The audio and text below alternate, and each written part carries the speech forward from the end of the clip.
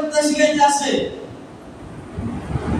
যে মানবাধিকার ফিলিস্তিনের মুসলমানদেরকে শান্তি দিতে পারে নাই, ফিলিস্তিনের হত্যাকে বন্ধ করতে পারে নাই, সেই মানবাধিকার আজকে আমাদেরকে মানবতা শিখাইতে আসে। মুসলমানদেরকে হত্যা হওয়া উচিত।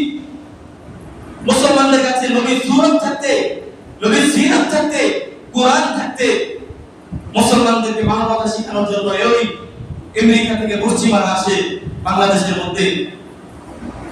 সংস্কার তো ভালোই কাজ করছিলেন, তো ভালো মতো বিদায় নেওয়ার সময় তো হয়ে গেছিল, ভালো মতো বিদায় নিয়ে যেতেন, ভালো ভালো কাজ করতেছেন, কিন্তু মুসলমানদের পরিচয়ের মধ্যে আঘাত দিয়ে পশ্চিমা দেশ থেকে মানবাধিকার শেখানোর জন্য আমাদেরকে আসতেছে, তাদেরকে কমিশন করার জন্য বাংলাদেশে কি জন্য আপনি অনুমতি দিলেন?